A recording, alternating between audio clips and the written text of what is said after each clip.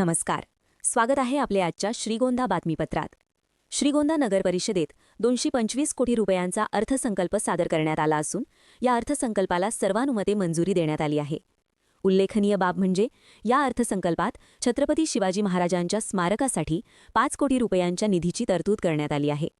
श्रीगोंदा नगर परिषदेच्या नगराध्यक्षा सुनीताताई खेतमाळीस यांच्या अध्यक्षतेखाली शहराच्या सर्वांगीण विकासासाठी आमदार विक्रमसिंह पाचपुते यांच्या मार्गदर्शनाखाली हा महत्त्वाचा आणि ऐतिहासिक निर्णय घेण्यात आला. यावेळी नगरपालिकेच्या 225 कोटी रुपयांच्या अर्थसंकल्पास मंजुरी देण्यात आली. या अर्थसंकल्पामध्ये पारगाव रोड बायपास येथे छत्रपती शिवाजी महाराजांच्या स्मारकासाठी 5 कोटी रुपयांची तरतूद करण्यात आली असून महात्मा फुले सर्कल बायपास येथे 2 कोटी रुपयांची तरतूद करण्यास देखील मान्यता देण्यात आली आहे.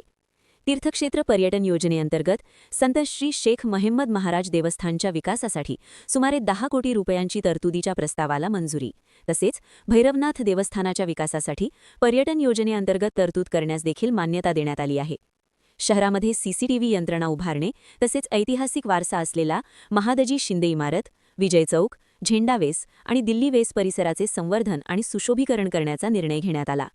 या अर्थसंकल्पामध्ये शहरामध्ये संविधान भवन आणि बुद्धविहार उभारण्यास देखील मंजुरी देण्यात आली आहे.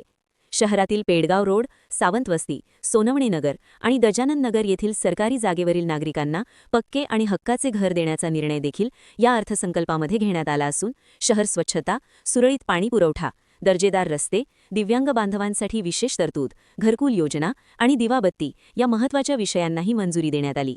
या बैठकीसाठी उपनगराध्यक्षा अलकाताई अनभुले, बांधकाम समिती सभापती कोमल बोरुडे, प्रशांत गोरे, शहाजी खेतमाळीस, मीराताई शिंदे, राजेंद्र खेडकर, महावीर पटवा, आमीनभाई शेख, चांदणीताई खेतमाळीस, वंदनाताई घोडके, सोनालीताई गोरे, सुनीताताई घोडके आणि अश्विनीताई काळे उपस्थित होते. या सर्वांच्या सूचनेनुसार शहरातील रस्ते, ड्रेनेज आणि शाळा या विषयांना देखील मंजुरी देण्यात आली आहे. प्रशासनाच्या वतीने पुष्पगंधा भगत यांनी सकारात्मक प्रतिसाद दिला. तसेच लेखापाल नन्नवरे यांनी आपल्या कारकिर्दीतील पहिल्याच अर्थसंकल्पामध्ये शहराच्या महत्त्वाकांक्षी गरजा अत्यंत प्रभावीपणे मांडल्या असून हा अर्थसंकल्प प्रत्यक्षरित्या शहराच्या सर्वांगीण विकासाचा होईल का व आमदार विक्रमसिंह पाचपुते राज्य शासनाकडून जास्तीत जास्त किती निधी शहरासाठी आणून शहर विकासाला डबल इंजिन जोडणार का याकडे श्रीगोंदा शहरवासियांचे नक्कीच लक्ष असेल. हे होते श्रीगोंदा नगर परिषद अर्थसंकल्प विशेष बातमीपत्र. भेटूया अशाच नवीन बातम्यांसह.